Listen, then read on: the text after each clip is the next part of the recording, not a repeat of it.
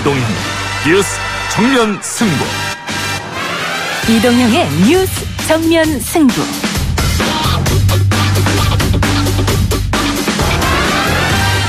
청취자 여러분 안녕하십니까, 이동형입니다. 이동형의 뉴스 정면 승부. 먼저 오늘 준비한 내용부터 알려드립니다.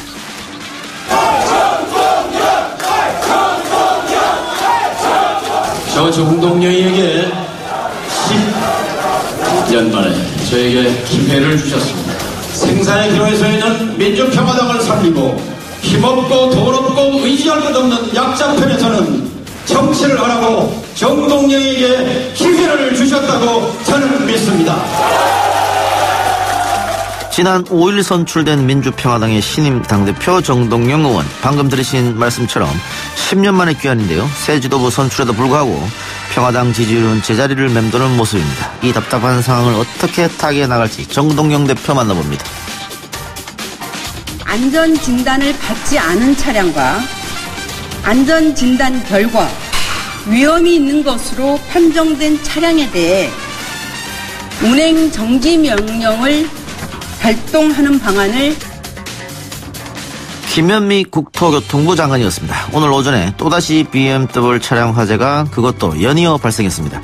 피해 차량 동승자의 음성이었습니다. 리콜 대상이 아닌 차량에서도 불이 났죠. 이래서야 어디 무서워서 차 탈 수 있겠습니까? 뿐만 아니라 현대 에쿠스 차량에서도 화재가 발생해 동승자가 사망에 이르기까지 했습니다. 차량 화재와 집단 소송까지 최강병기에서 알아봅니다. 취임 후 1년간 줄곧 콘크리트 지지율을 보였던 문재인 대통령의 국정수행 지지율 역대 최저치를 기록한 결과가 나왔습니다. 청와대는 민심을 겸허히 수용할 것이라는 입장을 보였는데요. 원인 분석해보겠습니다. 정면 승부의 한 팀이기도 합니다. 리얼미터 권순정 실장 3부에서 만나보고요. 4부는 이번 주 계속해서 이어지는 광복절 특집 시리즈 네 번째 시간입니다. 여러분이 잘 알고 계시는 서울의 남영역 출구가 하나입니다. 1번 출구밖에 없는데요. 이유가 있다고 하는데 4부에서 알아보도록 합니다. 8월 9일 목요일 이동희 뉴스 정면 승부 시작하겠습니다.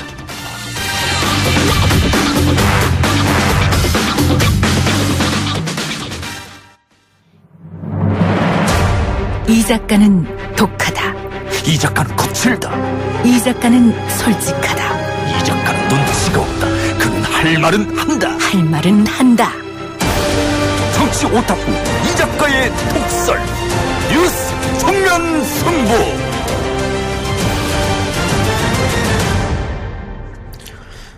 자, 오늘 첫 번째 인터뷰로 민주평화당의 정동영 신임 대표 만나보도록 하겠습니다. 자, 평화당의 첫 선출직 당대표입니다만은 낮은 정당 지지율 그리고 공동교섭단체 회복 과제가 많이 있는 것 같습니다. 보관 한번 들어보도록 하겠습니다. 대표님 나와 계십니까? 네, 안녕하십니까. 예, 우선 축하드린다 먼저 말씀드리고요. 고맙습니다. 예, 축하드린다 말하고 바로 이런 말 하서 좀 못하지만은 올드보이의 귀환이다 이런 얘기가 있습니다. 어떻게 생각하세요? 생각의 나이가 중요하지 않을까요? 저는 정치를 시작해서부터 지금까지 쇄신파로 불려왔습니다. 개혁파 또는 정치개혁과 변화를 앞장서서 정통운동을 벌여오기도 했고요. 지금도 어떻게 하면 좀 세상을 바꿔볼까 하는 그런 꿈을 꾸고 있습니다. 그 과거 지금의 이제 여당 민주통합당, 예. 열린우리당 소속이셨을 때 뭐 현장왕 이런 별명도 있었지 않습니까? 그런데 네. 지금 취임 오늘로 나흘 때인데 여전히 형장 정치를 강조하고 계시는데 이유가 있을까요? 네, 정치의 존재 이유는 힘없고 목소리 약한 사람들 얘기를 반영하는 것이라고 생각합니다. 예. 한진중공업에 가서는 조선산업의 불황과 노동자들의 하소연을 들었고, 쌍용차 분향소에 가서는 경찰이 지금 24억 손배소를 진행하고 있는데 촛불로 만들어진 정권에서 아직도 이게 취소되지 않고 있는 답답함. 공중독발 사건 현장에 가서는 자영업자의 박탈감. 또 전교조, 법외노조, 단식농성장에 가서는 역시 직권으로 이 법외노조가 한 처분을 취소할 수 있음에도 불구하고 아직도 눈치를 보고 있는 그런 정부에 대한 섭섭함 뭐 이런 얘기들을 많이 들었습니다. 또 오전에는 흑염소 농민들이 국회에 몰려오셔서 킬로그램당 5,000원 미만으로 이하로 떨어진 예. 흑염소와 관련해서 정부 수매를 요구하는 농민들의 아우성을 듣기도 했고요. 우리 국민들 중에 어렵지 않은 사람보다는 어려운 분들이 너무 많습니다. 현장으로 가야 할 이유는 너무 많죠. 오늘 청와대 김무겸 대변인이 그 정교조 법외 노조 문제에 관련해서 정동영 의원이 지적한 부분 아니죠. 그 청와대가 할 수 없는 문제다 이렇게 얘기한 것 같은데. 아닙니다. 그죠. 이게 고용노동정책개혁위원회 그러니까 적폐청산위원회에서 이렇게 건의했어요. 직권으로 법외 노조 처분을 취소하거나 또 시행령을 개정해서 시행령이라고 하면은 장관이 할 수 있는 거거든요. 할 수 있는 일을 국회에서 무슨 법 개정 사항이 아닙니다. 예. 이 정부가 의지만 있으면 얼마든지 할 수 있는 사항이고 이것은 국제노동기구 ILO가 권고한 사항이기도 합니다. 이것을 멈칫거리는 이유를 저는 도무지 이해할 수가 없습니다. 예. 또 하나 지금 전교조 위원장께서 25일째 단식 농성을 하고 있었는데 건강이 굉장히 위태로워 보였습니다. 예. 바로 청와대 지근거리 100m, 200m 앞이 청와대인데 거기 단 한 사람도 와서 굽어 보는 사람이 없었다는 것은 정말 저는 깜짝 놀랐습니다. 그럴 수 있을까 하고요. 예, 어쨌든 뭐 청와대에서는 일방적으로 결정할 수 없다 이렇게 얘기한 것 같고요. 지금 정동영 대표가 또 가장 크게 주장하고 있는 것이 선거제도 개혁의 문제입니다. 그러다. 예, 지금 주장하는 것은 연동형 비례대표를 도입해서 비례대표를 늘리자 이런 이야기입니까? 지역구를 줄이는 대신에? 선거판 정치판 자체를 바꾸자는 거죠. 예. 오늘 답답했으면 2015년 3년 전이죠. 중앙선거관리위원회가 이 제도를 바꾸는 게 좋겠습니다 하고 국회에 제안을 했겠습니까? 예, 그렇죠. 예. 예, 무슨 얘기냐면 지금 국회의원 뽑는 제도를 바꾸자는 건데요. 70년 됐어요. 아무리 좋은 제도라도 70년이 넘었으면 낡았고 이제 고칠 때가 됐고요. 30년 전에 우리는 대통령 뽑는 제도를 뭘로 바꿨죠? 직선제로 바꿨잖아요. 예. 그래서 전두환 체제, 박정희 체제를 청산했어요. 지금 이 시대의 문제는 양극화와 불평등입니다. 양극화와 불평등 우리가 열심히 더 일한다고 해소되지 않습니다. 정치 구조를 바꿔야 돼요. 그것이 가장 빠른 먹고 사는 문제 해결 해법이라고 생각합니다. 정치 구조 바꾸는 거는요. 보통 사람들을 충분히 대표할 수 있는 국회, 국민 대표기구를 만드는 거예요. 지금은요. 이 국회의원 300명이 5천만을 충분히 대변 못합니다. 1% 국회라고 말할 수 있어요. 300명 중에 대학 안 나온 사람은 한 명밖에 없고요. 그다음에 모두가 다 고시에 합격했거나 변호사거나 교수거나 회장이거나 장차관이거나 1% 안에 드는 사람들만 모였습니다. 그런데 유럽의 선진 복지 국가들 보면 보통 사람들로 국회를 구성합니다. 이 제도의 차이거든요.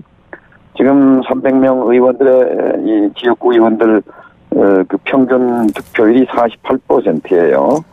이 48% 당선자들을 찍은 분들은 입법자를 국회에 보냈지만 떨어진 사람들을 찍은 52%는 자기 대변자가 한 명도 국회에 없어요. 이게 그렇죠. 기형적인 구조거든요. 예. 이것을 바꿔내는 것이 우리의 정치 풍경, 정치 문화, 정치 판도를 바꾸는 건데요. 제가 그래서 당대표 연설부터 지금까지 40째, 5째 줄기차게 흑염소 농민들 만났을 때 이렇게 말했어요.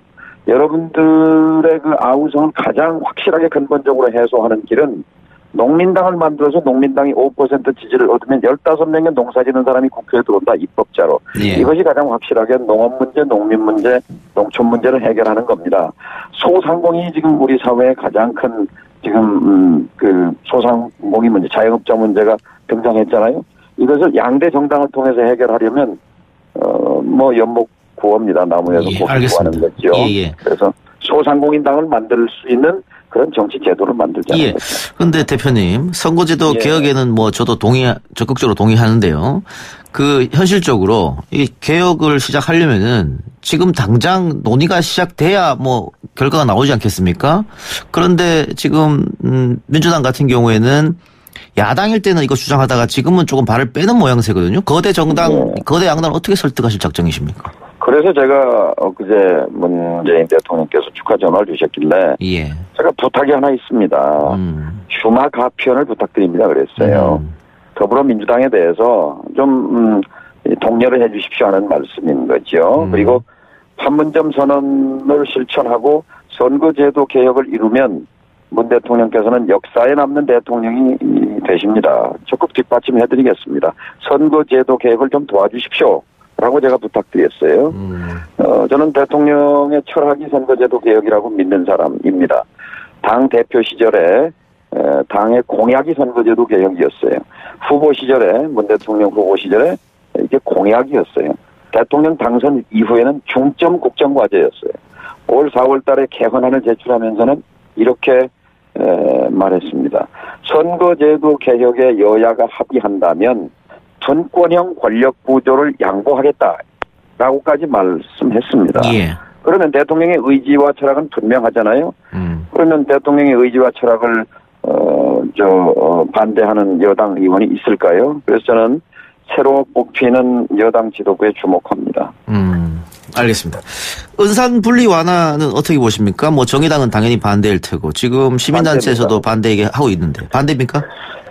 예, 은산 분리는 재벌의 먹잇감만 키워주는 일입니다. 핀테크와 4차 산업혁명과 은산 분리는 상관이 없습니다. 왜냐면요, 은산 분리, 금산 분리, 금융자본과 산업자본을 엄격하게 분리하고 있는 미국에서 가장 발전한 것이 핀테크 아닙니까? 예. 4차 산업혁명 아닙니까? 이 은행과 은행자본과 산업자본을 분리 완화, 규제 완화한다고 해서 핀테크가 일어난다는 것은 모순이에요. 그래서 이 부분은 재벌 개혁 후퇴의 아주 상징적 사건이기 때문에 저는 이거 철회해야 한다고 생각합니다. 고용 창출 효과는 없다고 보십니까? 예, 그 부작용이 너무 크지요. 커서, 예. 예.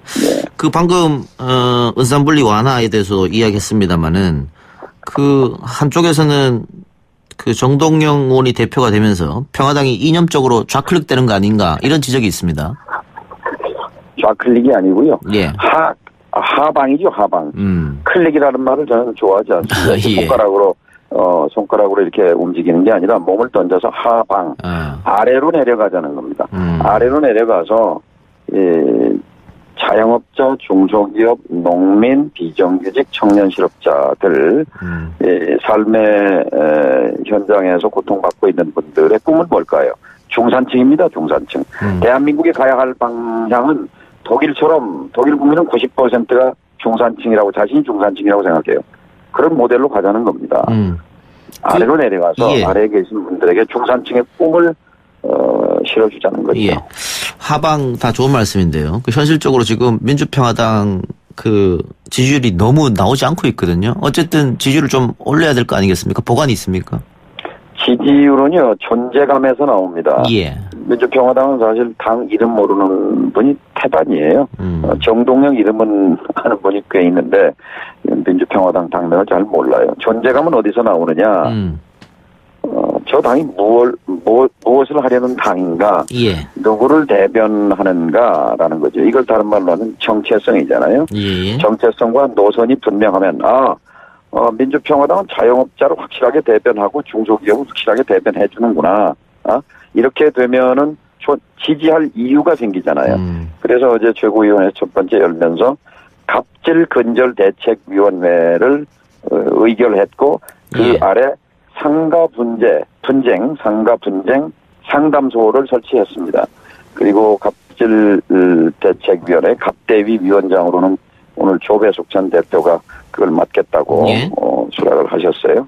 산업자원 통상위원회 위원이시기도 하기 때문에 이 민주평화당이 갑대위를 중심으로 운영해갈 생각입니다. 예, 존재감을 그렇게 해서 드러내서 좀 견인하겠다 지지율을. 예. 그런데 존재감을 각인시키는 방법 중에 또 하나는 교섭단체 구성 아니겠습니까? 지금 한석이 모자라거든요. 이 부분에 대한 생각은 어떻습니까? 좀 노력하고 있습니다. 시간을 조금 주시면 뭔가 가시적인 성과를 만들어 보겠습니다. 그럼 접촉은 하고 계신 겁니까? 예, 열심히 하고 있습니다. 예.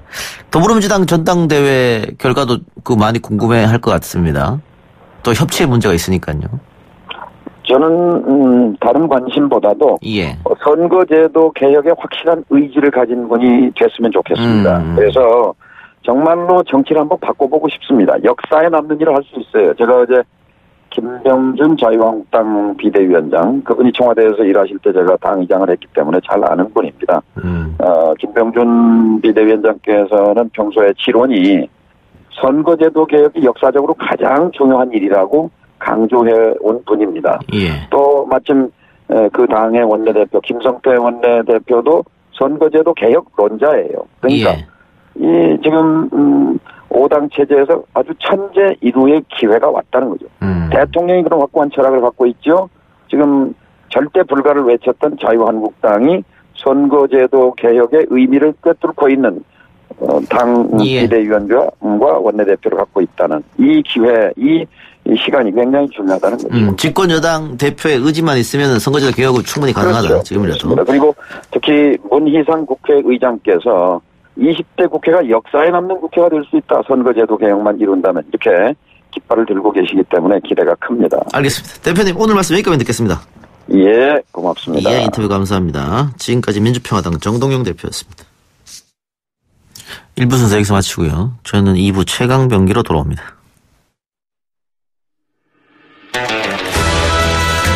딱딱하고 지루한 뉴스가 소설보다 흥미진진해지는 새로운 경험. 놀라셨죠? 이것이 바로 이동훈 뉴스 정면 승부.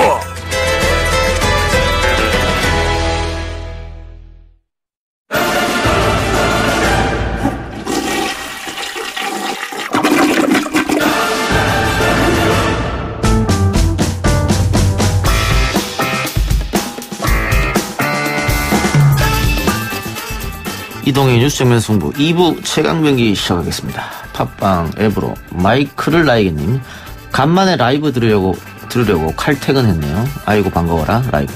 네, 라이브도 혹시 놓치시면은 다시 듣기로 들으시면 되니까요. 네.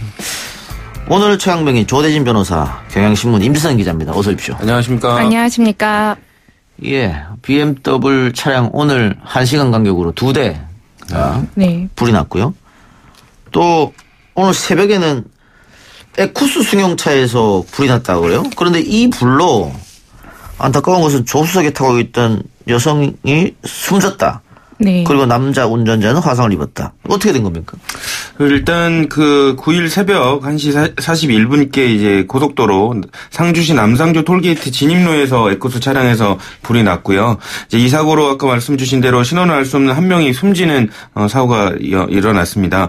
뭐 소방차 5대와 인력이 투입이 돼가지고 불은 30분 만에 꺼지기는 했는데 어쨌든 요즘 차량 화재도 많은데 안타까운 사건이 또 연이어서 이뤄지는 것 같아서 조금 마음이 안 좋습니다. 근데 그 BMW에서는 뭐 30대 이상 지금 불이 난 상태인데 네. 사망 사건은 없었잖아요. 네, 그렇죠. 국산차 에쿠스에서 지금 처음 불난 것 같은데 왜 사망자가 났을까요? 예, 일단은 목격자가 하는 말로는 주행 중인 승용차에서 불꽃이 튀어서 이제 본인이 가서 이제 운전자를 이제 꺼냈다라고 하고 있고요. 일단은 아직까지 지금 이 승용차의 블랙박스가 불에 다 타버렸거든요. 그 사고 경위를 조사하는데 지금 어려움을 겪고 있는데요. 일단 그 현장의 그 화재 흔적을 보면은 엔진에서 난 것 같지는 않다라는 이야기가 많습니다. 그래서 실내에서 발화가 시작된 거 아닌가라는 지금 추측이 좀 지배적인데요. 그러면서 이 승객이 아니라 조수석에 있던 분이 탈출하지 못했던 거 아닌가라는 이야기가 나오고 있습니다. 그래서 그 에쿠스도 처음이 아니네요. 네, 여러 건이 몇 번 있었네요. 예. 몇 번 있었습니다. 지난 4월 달에도 광주에서 에쿠스 차량 엔진룸에도 화재가 발생한 적이 있었고요. 지난 5월에도 제주시에서 에쿠스 차량에 동일한 화재가 발생한 적이 있습니다. 그리고 지난 서울 시흥에서도 주행 중이던 에쿠스 차량 본인에서 불이 났다고 지금 확인이 되고 있기 때문에 에쿠스도 단순한 뭐 운전자의 실수가 아닐 가능성도 지금 배제할 수 없는 것 같습니다. 그러니까 이번 사고 말고도 한 4번 났다는 얘기인데. 그렇죠. 네, 그렇죠. 이 같은 차종에서 똑같이 이렇게 불이 난다고 하면 차량에 결함이 있다고 볼 수 있는 거 아닌가 싶은데요. 그렇죠. 그러니까 아마 이제 조사를 해봐야 될 텐데 지금 아까 에쿠스 차량도 지금 동일하게 엔진 쪽에서 난 거 아니냐라는 뭐 추측도 있는 부분이라 수사기관이 이제 체크를 할 것 같습니다. 근데 다만 이제 이런 부분들을 그 제조사에서는 운전자의 과실이나 뭐 이렇게 운행 상황에 따른 그걸로 이제 치부해버리는 경우가 많기 때문에 이번에는 좀 조사 당국이 조금 차량 결함 쪽에도 좀 비중을 두고 또 조사를 좀 열심히 해봐야 될 것 같습니다. 예, 에쿠스도 에쿠스입니다만은 BMW 차량 화재도 굉장히 큰 문제입니다. 올해만 36번째. 이번 달만 9대. 그리고 오늘 화재가 더 좀 심각하게 다가오는 거는 리콜 대상이 아닌 차량에서 불이 났단 말이죠. 예, 오늘 화재는 2건이 있었습니다. 그 오전 8시 50분에 경기도 의왕시 고속도로에서 일어난 사고는 BMW 320D였습니다. 근데 이 차량은 리콜 대상이었습니다. 근데 문제는 오전 7시 50분에 있었던 경남 사천시에서 발생한 사건인데요. 이게 BMW 730LD 차량입니다. 이 차량 같은 경우는 그 차종 자체는 리콜 대상이었습니다. 그런데 이제 연식이 해당이 되지 않았는데요. 이 BMW가 지난달에 리콜 계획 발표하면서 730LD는 포함은 했지만 이 제작 일자를 2012년 7월부터 2015년 1월까지로 한정했습니다. 근데 이 차량은 2011년식이었다는 거죠. 그러니까 리콜 대상이 포함되지 않은 게 이렇게 사고가 일어났을 때 앞으로 또 다른 차들이 사고가 일어나지 않으리란 보장이 없기 때문에 지금 굉장히 좀 뭐 그 주변에 있는 사람들도 불안에 떨고 있는 거고요. 가장 큰 문제가 점검받았던 차량이 한 번 불났다는 거하고 네. 리콜 대상이 아닌 차량이 불났다는 거하고 이렇게 되면은 점검을 받든 리콜이 아니든 어쨌든 다 문제가 있다 이렇게 또 소비자는 의식할 수 있잖아요. 그렇죠. 그렇기 때문에 이제 좀 리콜 아까 확인해야 되는 범위를 좀 넓혀야 되는 거 아니냐라는 얘기가 있고요. 그러니까 리콜 대상을 지정된 그 이유권만 체크를 하다 보면 그 앞선 그 제품의 그 하자에 대해서는 조금 그냥 넘어갈 수 있기 때문에 전체적으로 좀 점검하는 그런 시도를 제조사 측에서 조금 해줘야 되지 않을까 싶습니다. 예. 그리고 너무 지금 불이 많이 나고 있기 때문에 국토교통부에서 BMW 차량 운행 중지, 강제 운행 중지 검토하고 있다고 하거든요. 이건 뭔 말이에요? 그러니까 사실상 그 국토교통부가 운행 중지를 검토하는 거에 대해서 최초에는 사유재산권에 관련된 차량 운행이기 때문에 뭐 국토교통부가 이거를 뭐 쓰라 말하냐 뭐 이렇게 이런 비판도 있었거든요. 근데 어쨌든 오늘 김현미 국토교통부 장관이 언급을 했거든요. 차량 운행을 통해 가지고 어떤 위험이 있는 운행상 위험이 발생할 수 있으면 안전운행에 지장을 줄 수 있으면 국토교통부가 이런 조치를 할 수 있기 때문에 이런 차원에서 안전 차원에서 이런 조치를 취한 걸로 보여집니다. 그러니까는 자동차 관리법에 그런 법이 있으니까. 네, 그렇죠. 네, 현재 그 자동차 관리법 37조에 시장, 군수, 구청장이 안전운행에 지장이 있다고 인정된 차량에 대해서 정비를 지시하면서 운행 중지를 명령할 수 있다고 규정하고 있습니다. 예, 그러니까 국토부가 각 지자체에다가 공관을 보내면 지자체가 받아들이면 그렇죠. 협조 요청을 하는 그렇죠? 거죠. 예. 그럼 운행을 못 하는 거잖아요. 예. 그렇죠. 그럼 BMW 차주 같은 경우에는 짜증나죠. 아니 왜 제조사가 잘못했는데 내가 차를 못 타냐. 그렇죠. 잘 타고 있던 차를 멈추고 왜 대중교통 이용했는데 이렇게 짜증날 수 있잖아요. 그렇죠. 그러니까 이게 필히 뭐 민사소송이라든지 배상하고 돼야 되는 부분이기 때문에 네. 이런 부분들도 제조사가 아마 이제 고려는 하고 있을 겁니다. 근데 입장에서는 차주 입장에서는 그러니까 짜증나죠. 만약에 제가 못 한다고 하면 저는 바로 그러면 렌트카 해달라고 그럴 거예요. BMW에게. 그렇죠. 그러게 당연한 거 아니겠습니까? 그렇죠. 일반적으로는 그렇게 요청을 할 수 있고요. 아마 그런 부분들까지도 검토하고 있을 자, 겁니다. 그럼 이러면 어떻습니까?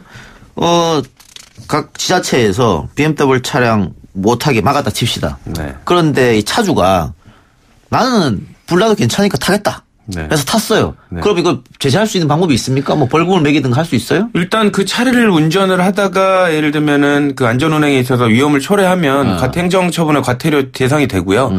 그리고 그걸로 인해 가지고 예를 들면 교통 방해가 일어났거나 이러면 형법상 조항으로 충분히 처벌받을 수 있습니다. 그래서 그 행정 명령 자체를 쉽게 국토부가 결정하지 못하는 이유가 결국 그런 것 같아요. 소비자들이 이걸 얼마나 수용을 있게 받아들일 수 있느냐 문제도 있기 때문에 그거를 현실적으로 좀 어렵다는 입장도 사실 지금까지 강했었거든요. 그것도 왜 그러냐면 지금 가장 불이 많이 나고 있는 BMW 520 차량이 네. 가장 많이 팔린 차거든요. 그렇죠. 베스트셀링 차죠. 예. 일명 강남 소나타라고 불렸었던 차량인데. 그렇기 때문에 이거를 과연 그렇게까지 갈 수 있을지는 의문이겠습니다. 근데 그 전에 BMW 측에서 해결책을 내놔야겠죠. 그게 가장 좋은 거겠죠. 네. 그런데 또 제가 자료를 보면 또 재밌는 게 있어요. BMW 차량보다도 더 많이 불나는 차가 현대 스타렉스라고요? 그렇죠. 네. 1만 대당 화재 발생건이 가장 많은 차종이 그 12위 자료가 있는데요. 1위부터 5위까지가 사실 현대 기아차입니다. 가장 많은 게 현대 스타렉스고 1만 대당 화재건이 35.25건이 발생했었다고 합니다. 그래서 국내외 차량도 사실 알려지지 않아서 그렇지 굉장히 많이 있는 건데요. 그래서 그런지 오늘 그 청와대 국민청원에 이거 비슷한 이제 네. 청원이 올라갔었습니다. 더 이상 뭐 언제까지 소비자들이 깜깜이식으로 이렇게 정보도 모르고 보상 대책도 모른 채로 이런 것들 당해야 되냐. 대책이 너무 없다. 하나 브랜드만 뭐 마녀 사냥으로 이렇게 이어갈 것이 아니라 자동차 업계 전체적으로 투명성을 확보하기 위해서 그런 소비자 보호 좀 해달라라는 국민청원도 오늘 등장했습니다.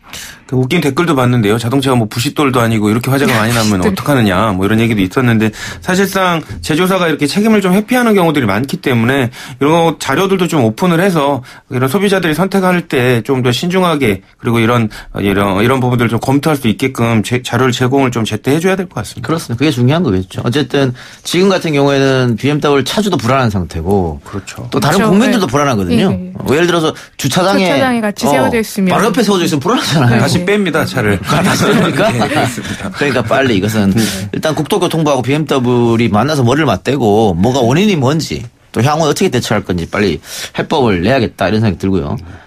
예스앱에서 제 차가 뭔지 사람들끼리 지금 싸우고 있는데 안 가르쳐 드립니다. 네.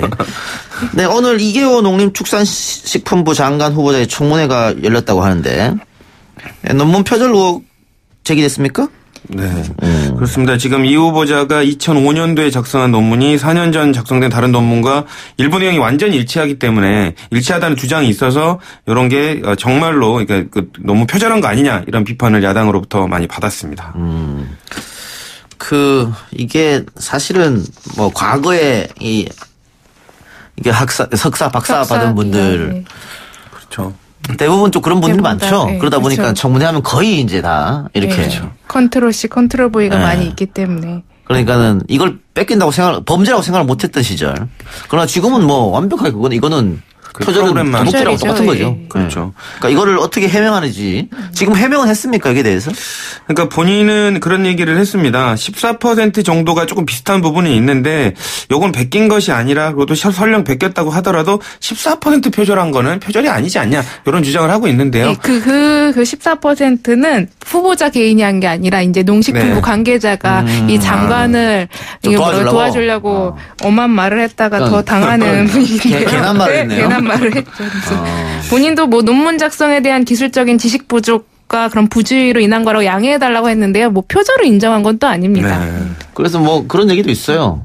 그 정치권이나 고위관리직으로 가려면은 박사 같은 걸 절대 따면 안 된다고. 논문을 쓰지 마라. 그렇지. 아예 논문을 쓰지 마. 대학원을 안 가야 됩니다.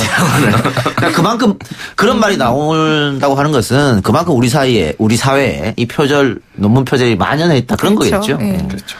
고쳐 나가야 될 문제고요. 또 불거진 의혹이 이계호 후보자 부인이 남매들과 공동 소유한 땅에서 불법 건축물로 임대료를 챙겼다는 의혹. 이건 어떻게 된 겁니까? 예, 이 후보자의 부인이 불법 건축물을 가지고 있었다라는 얘기인데요. 이 후보자가 해명하기로는 이 땅은 돌아가신 장인어른의 땅이고 이 토지가 당시에 재산 등록을 했었다고 합니다. 하지만 이제 불법 건물이 아내에게 상속이 안 됐고 그 사실 자기는 본인은 이제 최근에 알았다라고 계속 해명하고 있는데요. 하지만 야당에서는 이게 아무리 불법 건물인 자체가 지금까지 적발이 되지 않고 과태료 같은 게 부과되지 않았다는 점이 뭐 어떻게 아니었냐 이런 식으로 계속 주장을 하고 있습니다. 이 후보자는 오늘 그 청문회 과정에서는 이제 공동 소유한 아내에 대해서 형제들을 설득하고 그래서 해당 건물을 철거하고 나중에 또 땅 지분까지 포기하라고 설득하겠다라고 입장을 밝혔습니다. 예. 그리고 동물 보호 단체들이 이계호 후보자 인선에 반대한다고 하는데 그 이유는 뭐죠?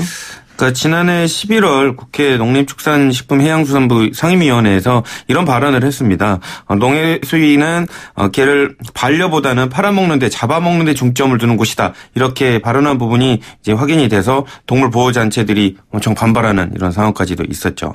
반려보다는 팔아먹는 데 잡아먹는 데 중점을 두는 것. 좀 어떻게 문제적 발언 같은데요? 당연하죠. 저도 당연하죠. 강아지를 네. 좋아하는데 강아지를 가족이라고 생각하는 입장에서는 모두 몹시 분노할 수밖에 없는 발언입니다. 동물보호단체에서 이 후보자 임명식에 엄청나게 반대를 했고 실제로 천막 농성까지 진행을 했었습니다. 다만 오늘 해명에서는 그 본인이 직접 이런 말을 했습니다. 개인적으로는 개 식용을 하지 않는다라고 얘기를 했고요. 본질적으로 동물복지에 대해서 뭐 큰 관심을 갖고 있고 앞으로 축산 문화도 그런 식으로 바꿔야 된다라는 소신을 다시 한번 밝혔습니다. 알겠습니다. 다른 얘기 한번 해봅시다. 정의당, 민주당, 정의당이 지금 민주당과 한국당이 특활비를 사수하고 있다. 이거 비판했다고요? 이제 어제 민주당과 한국당이 그동안 이제 특활비를 없애는 분위기로 가는 것처럼 국회에서 비춰졌었는데 그게 아니라 깜깜이로 처리했던 국회 특활비를 그냥 양성화시키자. 그렇게 합의하는 것을 가지고 이제 정의당이 이제 비판을 한 거죠. 뭐 폐지하기로 했던 거 아니냐. 근데 왜 다시 이제 짬짬이로 서로 이제 의사를 맞춰갖고 또 그냥 놔두는 것이냐. 뭐 이렇게 비판을 지금 하고 있습니다. 그 폐지 안 하고 짬짬이로 했다고 하는 구체적인 게 뭐죠? 그러니까 이 두 당이 하는 말은 지금 영수증 처리를 하겠다라는 거예요. 가장 핵심은. 그러니까 지금까지 논의는 폐지하자고 했는데 폐지하진 않고 영수증 처리해서 투명화하겠다라는 게 두 당의 합의 사항인데요. 근데 결국 이 말은 본인들이 계속 쌈짓돈처럼 갖고서 쓰겠다라는 이런 주장으로 또 풀이될 수가 있기 때문에 그 정의당이 또 계속 반대를 하고 있는 거고요. 실제로 특활비라는 용어는 보면 기밀 유지 명목으로 증빙 없이 사용할 수 있다라는 건데 기밀 유지 명목으로 증빙 없이 사용할 수 있다라는 돈을 영수증을 처리한다라는 말이 좀 앞뒤가 맞지 않는 것 같다는 생각이 저는 좀 들고요. 이 실제로 그리고 이 국회 특활비 폐지 법안은 고 노회찬 의원이 대표 발의한 법안입니다. 그런 점에서 정의당은 이제 고 노회찬 의원의 유지를 또 받들어서 더더욱 이거에 대해 폐지되지 않느냐라는 이야기를 하고 있는 겁니다. 그 뭐 특수활동비를 투명하게 공개하는 것도 방편이긴 할 수도 있겠습니다만은 중요한 것은 영수증이 전부 다 국민들이 볼 수 있게끔 해주느냐. 열람이 되느냐. 그렇죠. 그것도 문제잖아요. 네. 그걸 안 하면 하나만 하는 거 아니겠어요? 근데 만약에 아까 말씀 주셨지만 그거를 열람하게 하면 그게 과연 특수활동비일까요? 특수활동비가 뭐 이름을 아니죠. 바꿔서 하겠죠. 그러면. 네. 보통활동비. 일상활동비. 네. 그 어제도 뭐 보도에 나왔습니다만은 어떤 의원은 특활비로만 뭐 6억을 썼니 뭐 이런 얘기가 계속 나오고 있으니까 그 국민 세금이니까 이 부분에 대해서는 정의당 입장에서는 강하게 주장할 수밖에 없는데 또 노회찬 의원의 마지막 뜻이기도 하고 다만 현실적으로 이 거대 양당이 반대하면은 뭐 안 되는 거 아니에요? 그렇죠. 그냥 진행되는 거죠. 뭐. 근데 나머지 그 바른미래당 중에 일부 의원들은 이미 반납한 경우도 있고요. 뭐 정의당 의원들도 특활비를 받지 않겠다고 했기 때문에 그리고 뭐 개별적으로 다 각기 다르게 진행되는 거 아닌가 싶습니다. 국회가 국민들이 바라보는 시각을 좀 따라가지 못하는 것 같은데요. 국민들의 대다수는 국회의원 급여도 지금 삭감을 해야 되는 입장인데 특활비까지 못 넣는 이 모습 참 생각을 좀 해봐야 될 것 같습니다. 알겠습니다. 오늘 두 말씀 여기까지 듣겠습니다. 지금까지 조대진 변호사, 경향신문 임지선 기자였습니다. 고맙습니다. 감사합니다.